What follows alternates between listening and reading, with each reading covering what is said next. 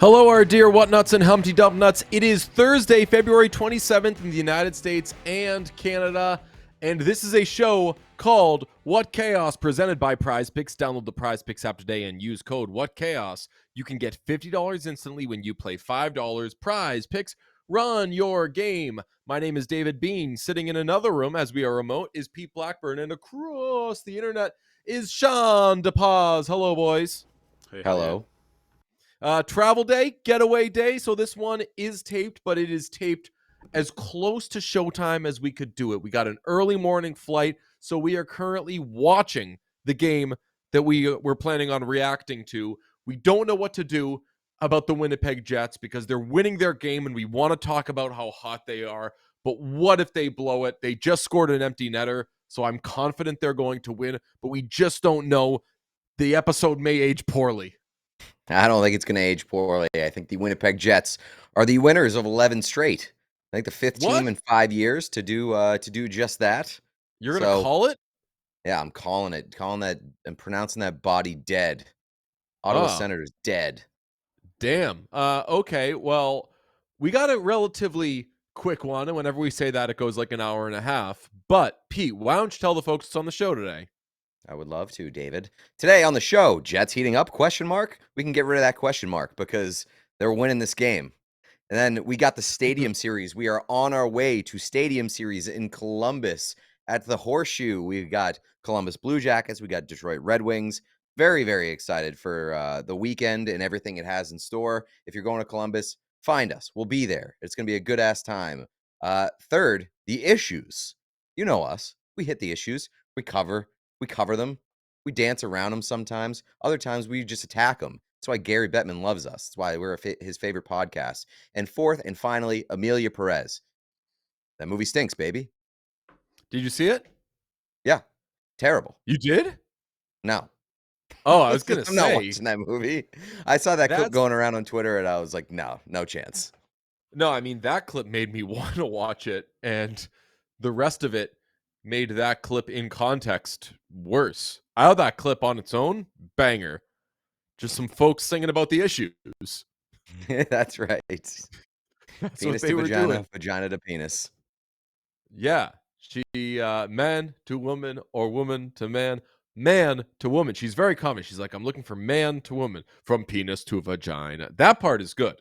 It's the rest of the movie that presents some issues. But the Oscars are this weekend, so people have been saying, due to our past lives on the Brunch podcast, people have said, hey, talk a little bit about the Oscars. We haven't really been able to / wanted to because neither of us have seen all the movies. But we'll give you an Oscars minute at the end, maybe. We'll give you an Oscars minute. We'll give you an Amelia Perez hour. Who knows? But let's start with the red hot, should this game hold? And Sean, I do demand you cut in when the game is over and say, boys, that game has gone final, and give us a final score, okay? Can you do that, Sean? Can do. Excellent. Okay. Well, the Jets, as we record this, are leading the Ottawa Senators 4-1 with 88 seconds to go in the third and final period. And if they are to hold on and win this game, it would be their 11th straight win. Not everyone is doing that this year. Not anyone is doing that ever. And I feel like the Jets are the best team we've kind of not spent too much time on because the Central's just been weird and teams have taken turns getting really hot and being the darling of the NHL. But we should take the Jets seriously. They are for real, like by far the best regular season team. I would not say by far. I The kind of Washington would. Capitals, the Washington Capitals have been just right there too. Got to remember the Jets started Fair. this season on an absolute tear. They won like what? Their first 11 games or something, or 11-1, and then they had a rough streak.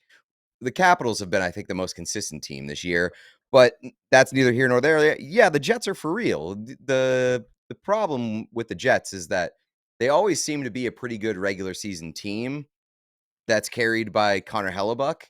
And so I think that there is a tendency to just assume that's what's happening here this year, and that the Jets are like, there may be a flawed team that has an unbelievable goaltender, especially as everybody's talking about Connor Hellebuck for Vezina or for Hart.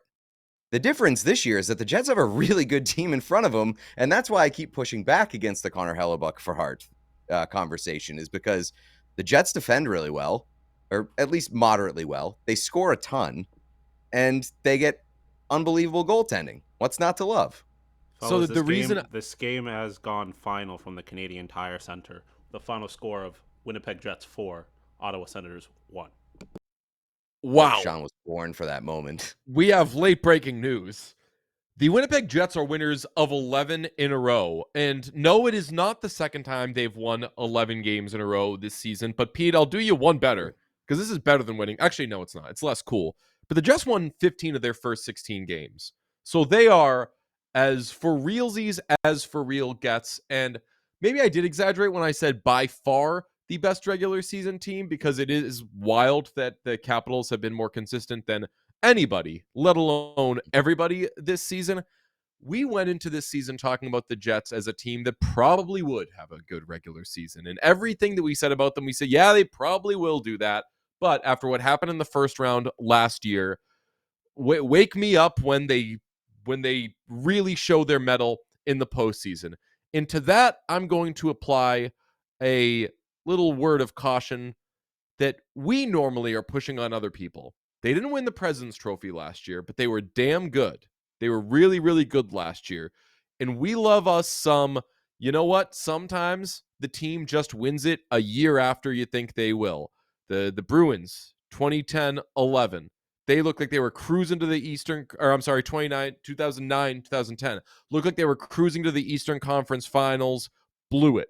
They won the cup the next year. The Capitals loaded up at that trade deadline when they got Kevin Shattenkirk, blew it in the postseason. They won the cup next year. A lot of times when you think a team is positioned to do it now and they don't do it, it might be risky and dramatic to give up on them. And I wonder if this year the Jets are that team. Yeah, I mean, I wouldn't give up on them, but I also think that there's a weird thing following them where they just don't win playoff series. They have won one playoff series in the last 6 years, I believe, and they've had some good teams, like some good teams in that run, like definitely not perfect teams. They haven't defended particularly well for a lot of those years. But they had Connor Hellebuck, and they were a good team. One playoff series win in that time, I think, gets people to kind of overlook the Jets a little bit. I'm not saying that they can't do it this year, but like Connor Hellebuck has to reverse the narrative that surrounds him regarding his last two playoff series. The Jets as a whole have to kind of reverse the narrative around them as a team that just doesn't get it done in the playoffs. Yeah, 2020-21, which was I don't want to say fake year. I don't want to say Mickey Mouse year, but a shortened season due to the previous year's COVID pandemic was the only year in the last 6 in which the Jets got out of the first round. So there is reason to say the stuff we were saying at the beginning of the season, which is wake me up when they do something in the playoffs. I'll just say, though, when you said like they defend well, they score a lot of goals, they are third in the NHL in goals for per game. They are first in the NHL in goals against per game. The latter is not a huge surprise.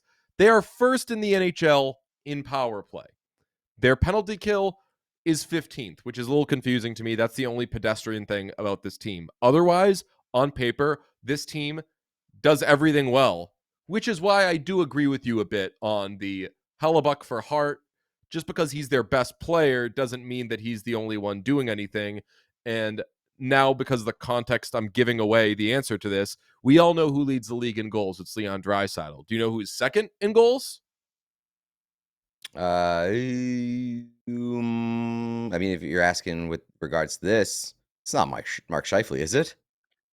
It blew my mind when Mark Scheifele scored that empty netter, and it said Mark Scheifele 33rd goal. And Damn. I I said, mean, when? Like, since that's his 33rd goal of the season. He's tied with Willie Nylander for second, only to Leon Draisaitl in the NHL in goals. Kyle Connor doesn't have 33 goals, does have 30 goals. They've got guys showing the hell out. So, I mean, I say I don't know what more you want, but I know what we all want, and that's to see them do something in the playoffs. But they have obviously the best goaltender in the NHL. They have players putting up monster offensive seasons. They are defending well. Penalty kill is really their only area of weakness. But if the worst thing you do is still in the top half of the NHL and everything else you do is top 3, brother, you got a stew going. I mean, you left out Gabe Vilardi there, who also has 26 goals. They have a 32 goal guy, a 30 goal guy, and a 26 goal guy, 33 goal guy. And they're all playing on the same line. It's got to be the best line in hockey basically this year. So, like, insane top line. I guess the question or the concern becomes like, well, how far, like how much of that offense is coming from, and I don't have the calculator in front of me to do the math, but like a lot of their offense is coming from the same line. And that could be a problem in the playoffs.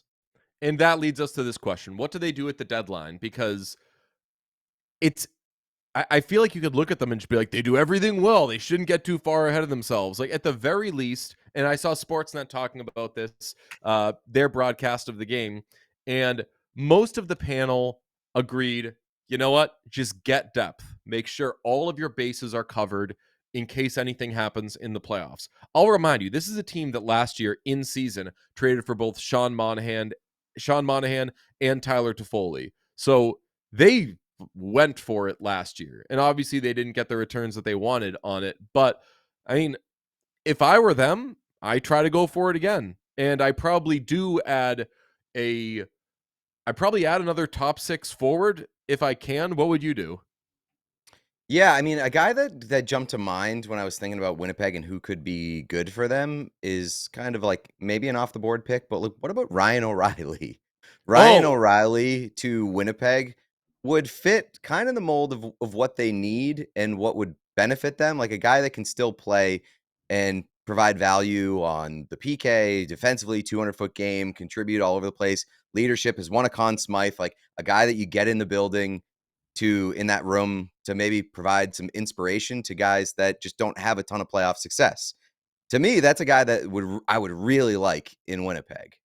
if I'm the Predators though, I'm not moving him lightly. No, He's I agree. old, but actually he's young. I believe every time I call him old, I look at his age. 34. He's No, he's 34. 34. Yeah, he's old. He's old. I'm older than him, but I'm 1,000. 2 more years after this at $4.5 million. I mean, I still like he has not crashed in his old age the way that we thought he would. I thought like there was a lot of tread on those tires, et cetera, and or I guess not a lot of tread, you would say, after a while, but he's still quite good at 34 years old, and he's signed for $4.5 million the next 2 years, which with the cap going up, that's like third line center money or less. I'm not giving him up unless I'm getting not a lot, but like a realistic return. But if he's available, that's a great one. I heard Sportsnet throwing around, go get both Shens. Why not? Why have one when you can get two? Braden Shen, I think, would be a good fit as well there. Yeah, Braden Shen, absolutely. And Luke Shen, I mean, maybe if you are calling the Predators about Ryan O'Reilly, you say, what about that guy who's yapping about how your team can't score any goals? You trying to get him off the books? We'll take him. I would like them to do something that more resembles what they did last season, trade-wise, than what they did, than what people are saying they should do, which is like, hey, you know what? Just kind of play it safe. Don't overinvest. They've got a ton of cap space. They've got $9.4 million in cap space. They're going to have 11.5 at the deadline. They're projected to. They don't have a second round pick or a fourth round pick, but they've got their first round pick the next 3 years. I mean, I say go for it if I'm the Jets, because you're not going to get over that hump by just acting like the postseason is a continuation of the regular season. I say load up and go for it if they can, and they've certainly got the assets and they've definitely got the space. Well, what about this? Let me throw this your way. What about like the possibility of utilizing Nikolai Ehlers, who is a really good player that I really like, but is a pending free agent coming up this summer, utilizing him in like a bigger deal a la Mikko The Rantanen Rantanen. trade. Yeah. Like to make a big splash that you grab somebody that may factor in with your team like moving forward. I mean, that would rock. And no offense to Winnipeg, it would be very, very funny if after all this, it's Winnipeg where Mikko Rantanen ends up long term. But if there is a huge thing out there, who wrote this? I think it might have been our guy Down Goes Brown, saying that like bad teams aren't creative enough sometimes, and like it's too easy to be like, oh well, this move sounds ridiculous, so we shouldn't explore it. This idea sounds crazy, so we shouldn't explore it.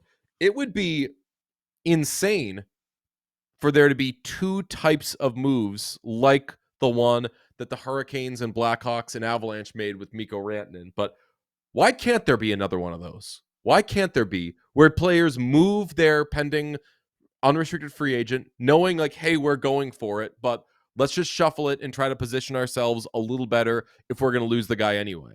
Yeah, but the only reason I would push back on it from Winnipeg's perspective is that Ehlers is the best four that they have behind the one line, all playing together and producing. And like, if you're Winnipeg and you look at what you've been all year long, do you really want to make the move that seriously rocks the boat, given where you are and what you've been? The thing that seriously rocks for me, Pete, is the sales page of Bauer. Oh yeah. That you ended that conversation so clean. You added but would you really do this? Something to think about. And I was thinking about lacing up skates. We're going to be lacing up skates in Columbus with Power skates. Bauer skates. Every time, I'll be honest, every time I lace up skates, it's Bauer skates. I only own Bauer, and this is before our professional relationship began with them. I like the fit of them. I like the feel of them. No offense to some other skate companies, but I've just always felt way more comfortable in Bauer, and I feel very comfortable when I go on the Bauer hockey sales page because the variety of discounted products, really, it's insane. And emphasis on variety. I'm talking about skates, sticks, protective gear, apparel that caters to players of all levels. And you know that we love to dress ourselves in Bauer. We are players foremost, but we are also people who walk the street and need clothes. We dress ourselves in because it is so comfortable. Some current key sales going on over on the Bauer sales page. 30% off Nexus Sync and Easton S17 sticks, up to 40% off select skates, up to 25% off select helmets, and up to 50% off select apparel styles and collabs. It is a dream come true. Just flipping through those digital pages of Bauer. Amazing stuff. Get on there. You can head to their website, and when you are checking out, please use free ship WC as a promo code. You are going to find that they won't charge you for shipping because free ship WC means free shipping. Yeah, it does. WC. Yeah. That's So our podcast. Well, yes, but it all WC Fields could have also hooked that up. So head to Bauer's sales page, stock up, and get all that stuff sent to you at no charge. That's from us, and that's from Bauer. Hell yeah, brother. Also, if you're optimizing your hockey equipment and apparel game, why not optimize your nutrition as well? You can do that with Factor because Factor has chef-made gourmet meals that make eating well easy. Those babies are dietitian approved. You find a dietitian on the street and you say, "Hey, should I eat Factor meals?" They'll say, "Hell yeah, brother. 2 minutes, heat and eat. You're good to go." That's all it needs. Throw it in the microwave, 2 minutes, ready to heat, ready to eat. And you can fuel right and feel great no matter what life throws at you. Whether you're busy, you got an active lifestyle, you're flying to Columbus, you're going to the Stadium Series, you're just trying to squeeze in a meal here and there. Factor's perfect. And they don't taste like regular microwavable meals that you'll find anywhere all over the place. That soggy crap that is bad for you, filled with sodium. None of that. Absolutely no chance. This tastes like it came from a chef because guess what? It did. And you can Pete, lose up to 8 what? are you a What? Factor meal right now? Because you seem heated. You're swearing. You're ticked off at some of these other things that you can get when you're not getting Factor, it seems. Because I never thought that a microwavable meal could be good until I had Factor in my hands and placed it in the microwave and I ate it and I was like, God damn, what are all these bozos doing at these other companies? Not only do they taste like crap, they're also just a disgrace. A disgrace. You can get 40 options across 8 dietary preferences with Factor. That includes meals tailored to your goals, like calorie smart meals, protein plus meals, keto meals. People have lost up to 8 pounds in 8 weeks with Factor Keto based off of random controlled clinical trials. They can also help you feel your best all day long with other options, including wholesome smoothies, breakfast, grab and go snacks. And do I need to say more? I'm just rifling things at you right now. And if you're not going to Factor and buying these meals based off of the sales pitch that I'm giving you, I'm going to jump out a window. Reach your goals this year with ingredients that you can trust and convenience that can't be beat. We trust Factor. Why don't you? Eat smart with Factor. Go to factormeals.com/Factor Podcast and use code Factor Podcast to get 50% off your first box plus free shipping.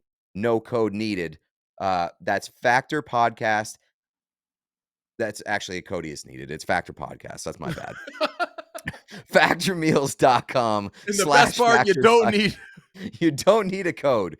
Actually, you do. It's Factor Podcast. That's factormeals.com/Factor Podcast to get 50% off plus free shipping on your first box. Sean, may I ask you, how would you describe, with one word, how would you describe that ad read from our friend Peter? One word? One word. Yeah, give me one. A, because A minus is 2 words. Oh, but you want to go? I was going to say impassioned. No, I don't know.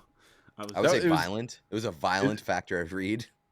Impassioned is the nice way of putting it, and then the more specific way of putting it is threatening. I do like having our ad reads just be threatening. It's like, if you Good don't cop, do bad this, cop. what is wrong with you? Yeah. Oh, we should definitely do that. Like good ad, bad ad. Yes. The companies will love it. One of us does a good job, and then the other one is like, listen, fuckers. I mean, here's a negotiating tactic. The company that gives us the less lucrative ad deal gets the bad cop. I really do think we need to start applying good cop, bad cop to just way more things. Ad 100%. reads for sure. We could tag team them, and you come in and you're like, all right, you've all been eating like shit, and this is what's wrong with you. Hey. It's hard to eat. Look, we have crazy schedules. It's hard to eat right. And with all the stuff you're sticking in the microwave, it's not always good for you. They're loaded with sodium. I know. Stop giving them excuses. I'm not giving them excuses. I'm giving them Factor. All right, Pretty keep nice. some in the holster. We're going to break these out at a later date. Don't completely cook. God, just give a little sample. I love that hat you're wearing. I questioned it when you bought it at the Winter Classic, and it's so good. We've got another trip coming up to an outdoor game, and I will tell you, all you folks, that Red Wings Pro Shop Wars at long last is out. If you are hearing this, if you are seeing this, you can also see Red Wings Pro Shop Wars.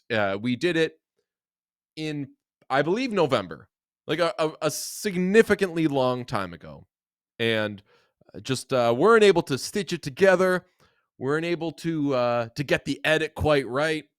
We've been Lot doing of other stuff. meetings. Mind your own business. We've been doing other shit. Hear that? That's that classic good podcaster, bad podcaster dynamic that we're really trying to workshop and get to peak form. But yes, check that out. Red Wings fans and I think merch heads alike will enjoy it. It's on youtube.com, but we'll direct you there on the various socials. We will be at the Stadium Series in Columbus at Ohio State. And normally we don't do big previews for these things. We just let them happen and we cook and we make content there. But this is going to be an actually really good game. And there's a lot riding on it because the Blue Jackets and Red Wings are playing Thursday, the day you're hearing this episode, in Detroit.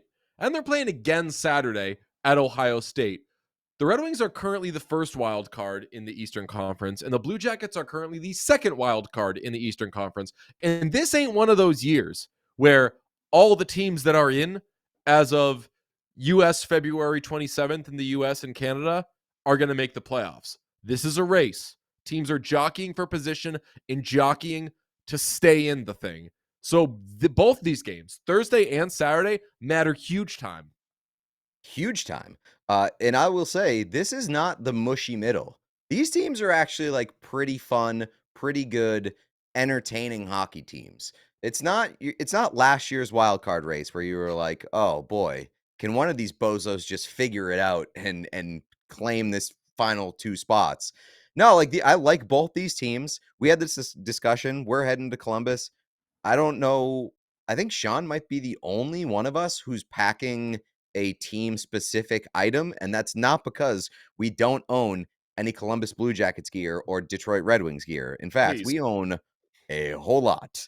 Two veterans of Pro Shop Wars. But the reason that we're not is because I'll tell you what, we love both these teams. We love the people on both these teams. We love the people that work for both these teams. We love the way both these teams play. And I think that I'm kind of rooting for both these teams to make the playoffs at this point. Oh, I'm yeah, definitely rooting definitely. for the Blue Jackets, but Okay, so if the Red Wings and Blue Jackets make the playoffs, it means that among the teams to miss will be the New York Rangers, the Ottawa Senators, the Boston Bruins, and the Montreal Canadiens. And then after that, you get into what I call Sabre Zone, which is not where the Sabres are in the standings, but where I expect them to be with a little elbow grease and I'm talking about your Philadelphias, your New York Islanders of the world. I'm not talking about the Pittsburgh Penguins because the Sabres clearly are in the process of leaving them in their dust. So it would mean Rangers, Senators, Bruins, Canadians, all out. I feel like we could do another 20 minutes on how you would feel about the Bruins missing the playoffs, but you've already said you would be on board if it meant changes came for your Boston Bruins and that it meant teams that you liked got in. I'll tell you right now, I love a lot of people on the Bruins. I'll be just fine if the Red Wings and Blue Jackets are in there instead. just fine. Fine by me. I don't think you'll find a single person in the Bruins room right now that thinks that team deserves to make the playoffs. Maybe Nikita Zadorov because he's crazy, but the Bruins do not deserve to be there, and we know they're not going to be aggressive at the trade deadline unless they magically figure something out over the next month and change. I do not expect the Boston Bruins to be in the playoff picture, and I'm okay with that. I will say that I feel of the non top 6 teams, so the non top 3 in a division in the Eastern Conference teams, meaning wild card and down, Blue Jackets are the best and most deserving team to make the playoffs, I would say. Red Wings are playing the best hockey right now. They are scorching hot, 9-1-1. Todd McClellan has been a godsend for them. They've just absolutely ruled of late. But Blue Jackets, on the whole, have done the kind of grind it out and have something to show for it. They are the only team of the wild card teams and down with a positive goal differential. That's not the end all be all, but that does show you some mark of consistency. Yeah, and I mean, speaking of goal differential, meant to bring this up in the Winnipeg Jets conversation. Their goal differential is just fucking absurd. I think it's what plus 76 now. It's plus Uh 70. Oh, yeah, it might be now with this win. yeah. But I'm more I more believe that the Blue Jackets can sustain and hold that spot more than the Red Wings, because what the Red Wings are doing, yeah, they've done it in a few different ways, but like they're just still absolutely cooking on the power play to an outrageous degree. And maybe that sustains long enough to keep them in, but you mentioned the goal differential. Like I think that's an indicator of just kind of like up and how the Red Wings have been up and down. And yeah, they're so much better under Todd McClellan just from an effort and a structure standpoint, but still a lot of their goals are coming away from 5-on-5, and that does scare me. And then you're talking about Columbus, who hopefully they'll get healthier, they'll get a little bit of reinforcements, and just kind of getting closer to the end with that team and maybe some momentum behind them, tasting the playoffs. I think Columbus, I'm feeling good about them. I feel really good about Columbus, and man, when Monahan's back, and I mean they're Boone Jenner back, Mhm. good to go. Yeah, Captain Boone Jenner, our favorite T-shirt in the world. Somehow none of us copped at Pro Shop Wars. If they have it this time, we're probably going to do a Pro Shop War round 2. We've got a lot of stuff planned for this trip, and Yeah, irons in the fire. I don't like to be the DJ that says like big things coming soon or whatever, but you know that when we go on these trips, we try to load up and have a lot of fun with the teams. And both of these teams are really good to us, so we're pumped with what we're gonna do. I'm way more pumped for this game than I am for the Winter Classic, or than I was for the Winter Classic. 100%. Yeah. I mean, the Winter Classic involved the Chicago Blackhawks. And Hey, we were saying that before the game happened and they got fucking kicked out of Chicago. The Winter Classic had no juice in terms of the matchup. when was this announced? Because I remember all of us, including Sean, like moaning at Red Wings, Blue Jackets at Ohio State. Absolutely get us there. We will be there no matter what. Oh, you mean moaning and deering. Yes. I thought Like, you meant like mm, like groaning. mm. Uh yeah, no, I think we were all excited, and regardless of what the Blue Jackets were going to look like as a team, I think that we were excited about the idea of Columbus getting an event like this, because that fan base just shows out no matter what. The team has been ass for a long time, and they're still always showing out. We went there on a Tuesday night, meaningless game in like February or something last year, and just packed building. No reason for Columbus Blue Jackets fans to be that loyal. But great sports city. I'm excited to experience it because last time we went, Ohio State was on break. I'm excited to experience it during like the school year for Ohio State and at the Horseshoe. Like that is going to be an awesome experience. Do we have any jersey slash merch picks for this? I've considered bringing my University of New Hampshire jersey to the game because JVR famously went to UNH, is playing in the game. It's going to be a college vibe. This jersey has never fit me in my life. It's XL. It's like a clown jersey. I have no idea why I ever got it in the first place, but could be fun to wear. I think we're probably going to be picking some up though there. Do you have any ideas of who you might want? Um, yeah, but I don't know if I want to say. Good. I Is that classic good podcaster it's bad good podcast? podcasting stuff. No, Keep I it to yourself. I Leave me honestly alone. I honestly think that I give the jersey edge to the Detroit Red Wings, and being able to rep my fellow short king and small talk guest Alex DeBrinket would be a real treat of mine. But Ooh, not it bad. would kind of pain me for my first Red Wings jersey to be a Red Wings jersey that doesn't have the logo on the front. But and I can't remember how we reacted to these jerseys when they came out. I know that video is out there somewhere and will be easy to find. But I like this jersey despite it committing the mortal sin of not having the logo on the front. Agreed.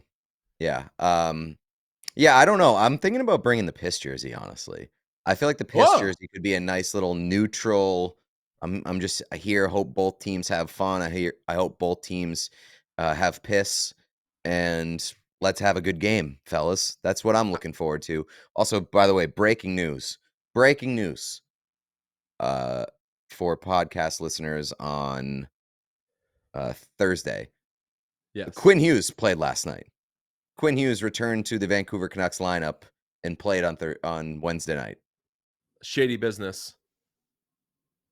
That is true. Yeah, Brady Tkachuk said that his shady business kept Quinn Hughes out of Team USA's lineup for the final.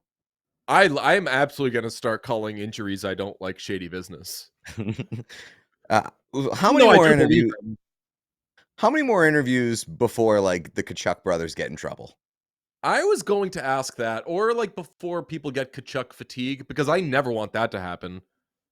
I never want anyone to get sick of the Tkachuks. I want the Tkachuks to make you sick of them. You know? Like I want them to do the shit. I don't want it to just be that they've gone on too many podcasts. Well, I I want don't them to want do them to something be to you to piss I you don't off. want them to be the only hockey guys, like the only people that the world outside of hockey knows about the NHL. There are plenty of good personalities in the NHL. It doesn't always have to be the Tkachuks. I feel like you're already suffering Tkachuk fatigue because I sent you the teaser of them on the Kelsey's podcast, and you think you did like a slight eye roll or like meh kind of thing. I do believe I said smeh back to it. Uh yeah, no, I don't have I love the Tkachuks famously, but no, and I also don't want to be like we spent 4 hours on Jimmy Kimmel or Jimmy Fallon doing a crap interview with Matthew Tkachuk, and I don't want to be the guy that's like keeping score of any of that stuff. I've said I feel that Matthew Tkachuk is one of the best, if not the best ambassadors for the game of hockey right now. So I love that they're making the rounds. I love that they're doing it together. But I do ask the questions that you're asking. Like, at what point does this somehow go wrong? I'm ready to start. I'm ready to start the rumor that Kachuk's milking this fucking injury so that he can just keep doing his media tour. More time to yap. That's right. Do we have a pod? Shouldn't you be training and rehab, Sean and I Matthew? were having a blast reading those tweets. There were a lot of NHL fans, oddly, none of whom were Panthers fans, tweeting about. So this guy's team is trying to make the playoffs. They're gonna make the playoffs. They're trying and succeeding in making the playoffs. And he supposedly has an injury, and he's out here doing talk shows. Shouldn't you be rehabbing? Like he can still walk. He can, like, as Sean said, sometimes rehabbing means like resting. Like don't lift Right, doing things. nothing. Chill Yeah. out. Sit on a couch.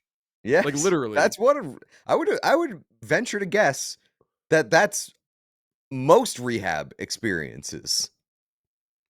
It's for like injury wise, yeah. Just Yeah, sit down. take it easy, Cool brother. off. Cool off. I don't know. I'll tell you what, Matthew Tkachuk does not strike me as a gamer. So I feel like talk shows and podcasts is his best shot at passing the time without losing his mind. You say you, I believe you said he doesn't strike you as a gamer.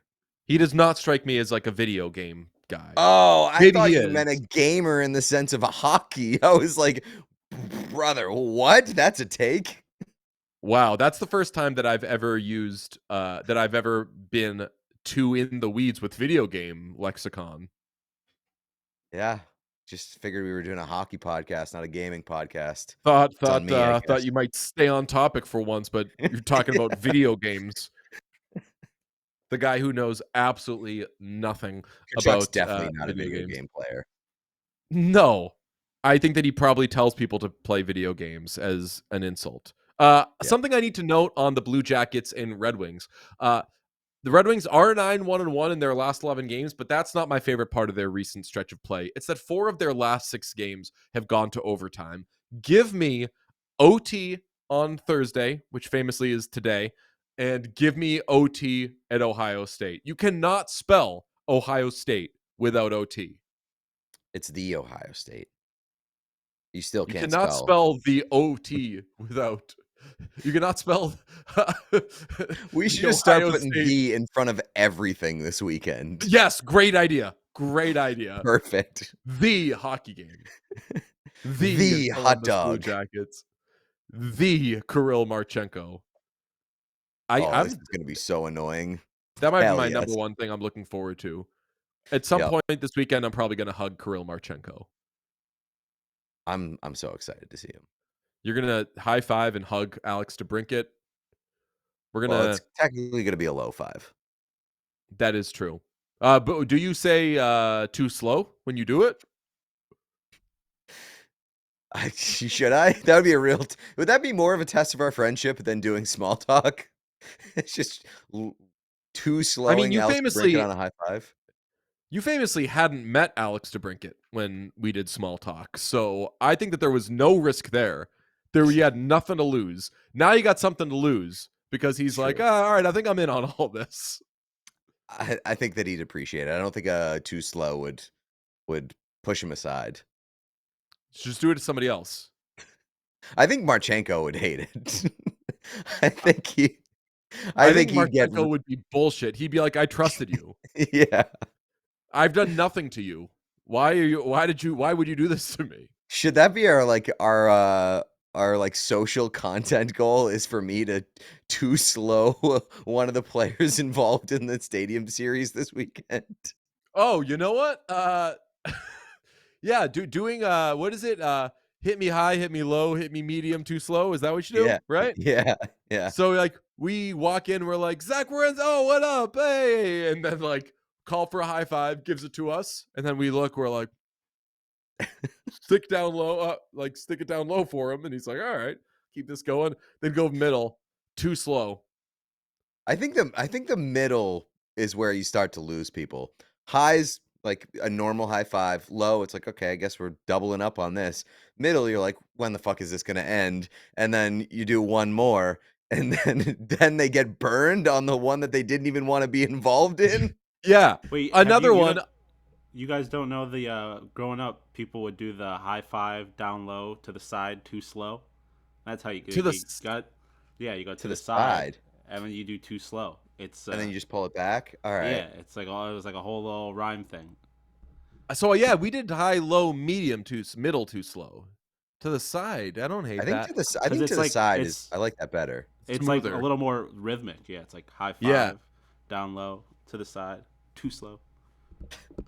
Damn. All right. If we got any people from the Red Wings and Blue Jackets listening to this, shut your fucking mouth. You didn't hear this conversation.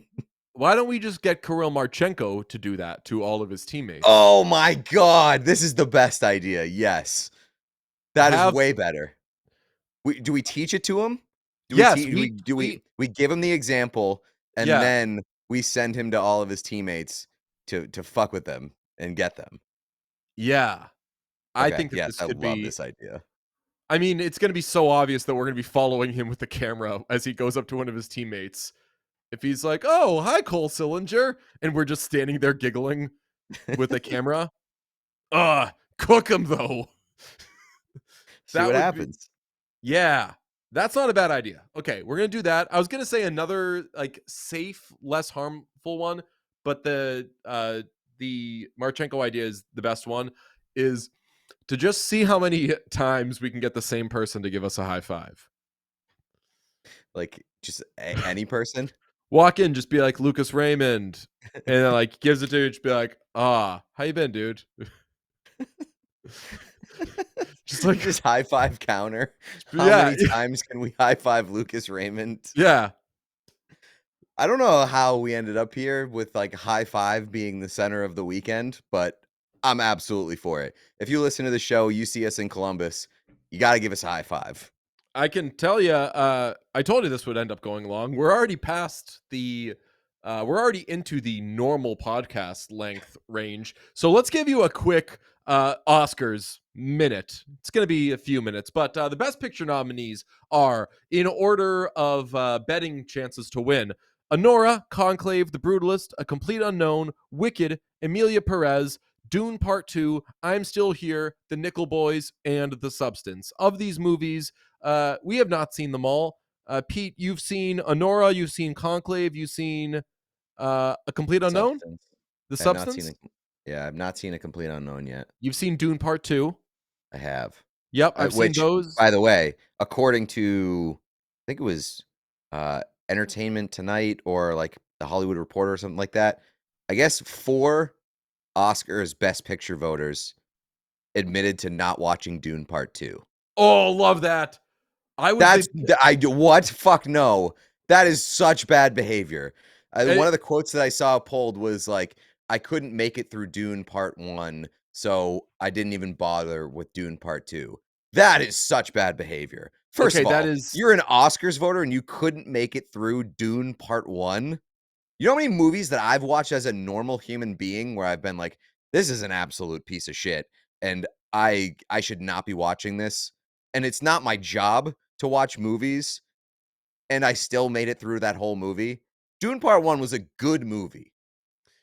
Okay, so I loved it as somebody who is not Dune's target audience. I will redact my statement because if you are voting for the Oscars, it is, of course, horrible behavior. I don't like when, and we're kind of breaking this rule right now, I don't like when people complain about award shows when they haven't seen the things. Like, you're not going to see me freaking out when Honora wins Best Picture. That's a bad example because I have seen Honora. But, like, I remember when Casey Musgraves won Album of the Year at the Grammys a few years ago, and she absolutely had the best album of the albums that were nominated. People who liked one of those albums were like, ugh, bullshit. The one I like should have won. Shea Serrano was like, I haven't listened to Casey Musgraves, but frankly, it's bullshit that this won. And it's like, yes, I believe I unfollowed him for that. Yeah. Horrible behavior. But you can vote and say you're not watching this stuff. And I'll say this. I quite liked Dune Part 2 a lot better than I liked Dune Part 1 because I was one of the people, like those voters, who was like, I don't know if I can make it through this. I don't get it. It's not for me. I have a specific attention span, and it can really lock in on some things, but it's not going to lock in on this. So I'm having a terrible time. Have you watched Dune Part 1 a second time? No. I have seen Dune Part 2 a first time, though. Oh, I guess I watched a recap before I saw Dune Part 2. I would like you at some point to go back and watch Dune Part 1 with a little baseline knowledge of what you're getting into and what that world is. I think you'll really like Dune Part 1. I think that's a great suggestion, and I'm going to do that because I absolutely will get it. There'll be far fewer moments where I'm like, what am I doing here? I was Dune ignorant heading into the first time I saw Dune 1. I didn't know anything about it, didn't read the books, didn't see the first installment of the movies. I liked it, and I was very confused most of the time, and I was like, this shit is so weird. And then I rewatched it a couple months later, and I was like, damn, this movie rocks. Your favorite of these Best Picture noms, I believe, is Honora? Sure is. And I said that before anybody wants to accuse me of front running.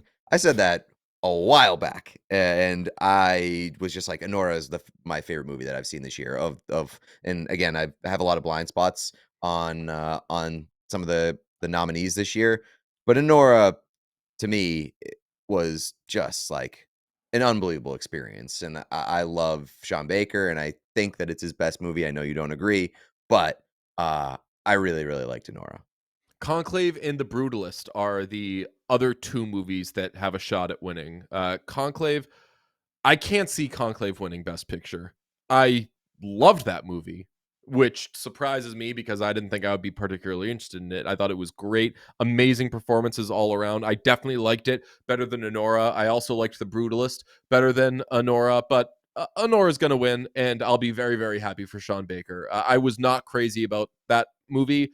I definitely prefer Sean Baker's other stuff, but I would be very happy to see that whole cast up there just so I can see Karen Karagulian get some hardware. That guy absolutely rules. I'm glad Wicked was nominated because Wicked is better than a lot of the movies that were nominated. Certainly way better than The Substance. I actually do think that Wicked is better than Anora. People would probably lose their mind at that. A Complete Unknown, solid, but overall this was a down year. Do you not know anything about the Emilia Perez thing?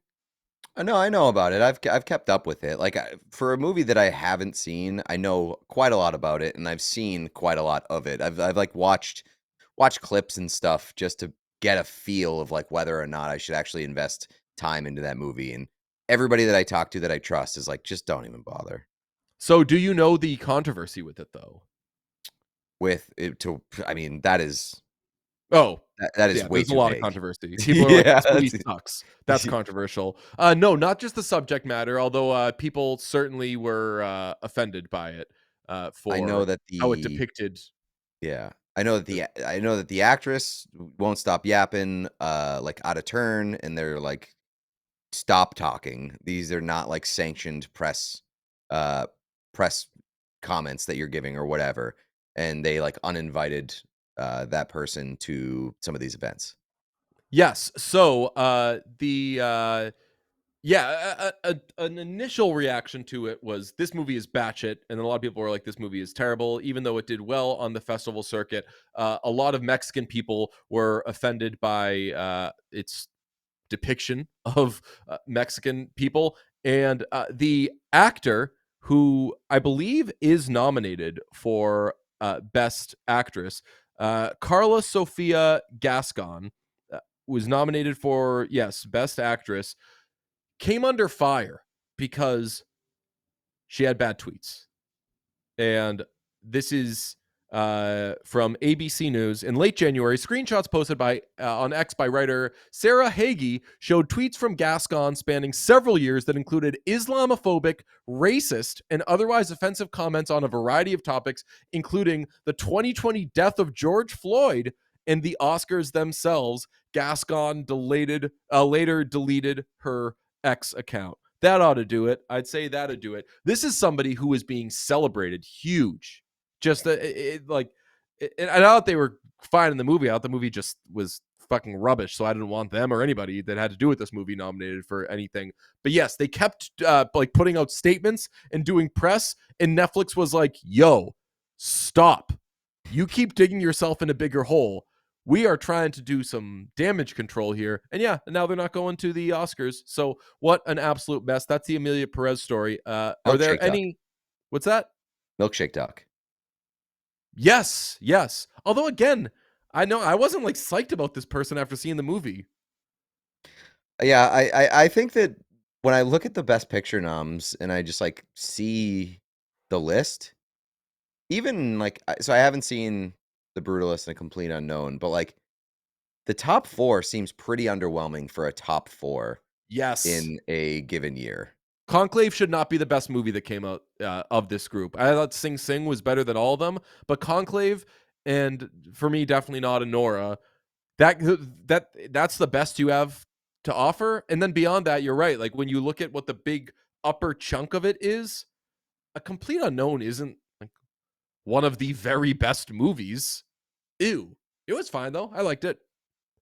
Shout out Timmy C. Yeah. Come on the podcast. Big sports head. Yes, very, very big sports head. Kieran Culkin and Jeremy Strong both up for Best Supporting Actor, so they get to hang together there. Kieran Culkin is going to run away with it, and Zoe Saldana, who I don't know who that is. I didn't know who that was before Emilia Perez, is the heavy favorite to win Best Supporting Actress. I got to say, I'm quite glad that Ariana Grande was nominated. Ariana Grande absolutely ruled and was very funny. Isabella Rossellini, awesome in Conclave. I would have nominated everybody from Conclave, though, for every award. Best Actor, Best Supporting Actor. That movie rocked. All right, that is Oscars. Let's do a quick slate grade, shall we? Sean, you got a slate for us?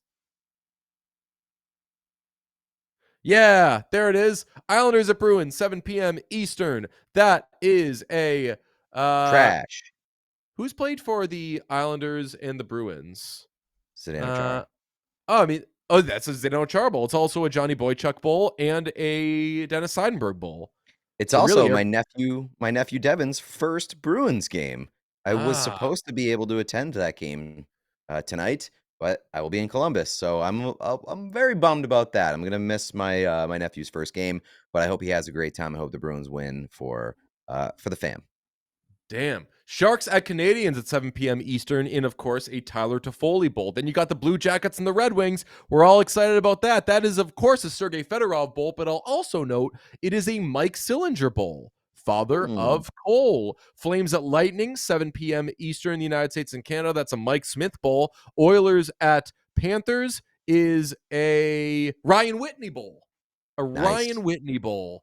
Blues at Capitals. That's going to be a TJ Oshie revenge game. Can it still be a revenge game? I don't think so. No. I don't think so. All right. I mean, technically speaking, you might be right, but okay. Who was that? Was a 1-for-1 trade. Who was the trade TJ Oshie to the Capitals traded for? That I do was not know. I it was don't know if Troy it was. Are Brouwer. you sure that was 1-for-1? It was not. It also Okay. was a goaltender Phoenix Copley and a 3rd round pick in the 2016 NHL draft. Sabres at Hurricanes. That is, of course, a Jeff Skinner Bowl. That's our guy. Flyers at Penguins. It's going to be a Jaromir Jagr bowl. And to this game, I'll say, you wore that dress yesterday. They just played each other.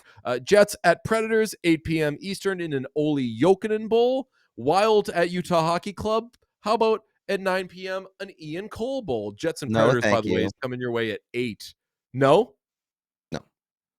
Flyers, Penguins, 7:30. Jets, Predators, 8. Wild, Utah, 9 p.m. And then at 10 p.m. I was saying no thank you to the Ian Cole Bowl, Yes, not like the I Wild know, at I Utah know. Hockey Club. Okay, just making sure everybody else knows. You don't reject that game outright. No, because it is an Ian Cole Bowl. Yes. Blackhawks at Golden Knights, 10 p.m. Eastern. That is an Alec Martinez revenge game. Should be a good one.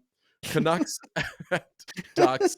Canucks at Ducks are going to tuck us in at 10 p.m. Although I suppose the Blackhawks and Golden Knights could as well. But that is that's a lot of guys for me. But it will stand out as a Ryan Kessler Bowl to me first and foremost. Although I believe you could also add would that be a Ryan Miller Bowl?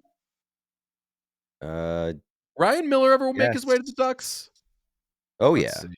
Yeah? Oh yeah. Yeah. Yeah. And it's also a Kevin Bieksa Bowl. Yes, it is. So a lot of players from that 2010-11 Vancouver Canucks team. So that will be that. And I'll tell you what, I said it would be a quick one. We came in at like 55 minutes, maybe a little longer. Not bad. Solid episode. You got everything. You got the Jets and whether or not they're hot. You got, I don't know, you've listened to the episode at this point. Pete, why don't you tell the folks what to do? Yeah, give me a high five. Now down low, to the side, fuck off, too slow. Hit Ooh. the subscribe button on the YouTube channel. Appreciate you. Also hit that like button. It's the thumbs up button right below the video player. We would very much appreciate your like and subscribe. And if you're on audio, go ahead and hit that 5-star button. Hit that 5-star. Maybe give us a nice little comment, review, wherever you are. And yeah, we'll see you next week after the Stadium Series. If we don't do the Marchenko high five video, I'm going to be so upset. I think people are going to be so upset. So many listeners are going to call us like pussies or something because we didn't do that. Can I say we already are doing something? Obviously, we are already doing something and have something planned with Kirill Marchenko, and they're playing on Thursday in Detroit and then coming back Friday to do whatever last minute stuff before Stadium Series. So there is only so much time that these people have. So if it doesn't happen, it's not because he blew us off or because we chickened out. It's probably just there wasn't enough time to do it. But it shouldn't take that long. So we should be able to do it. All right, that's planning the podcast on the podcast. Hope everybody enjoyed it. Yes, stay tuned for more Stadium Series stuff, more stuff from Columbus. We'll talk to you soon. Love you. Bye. We all silly like the mayor.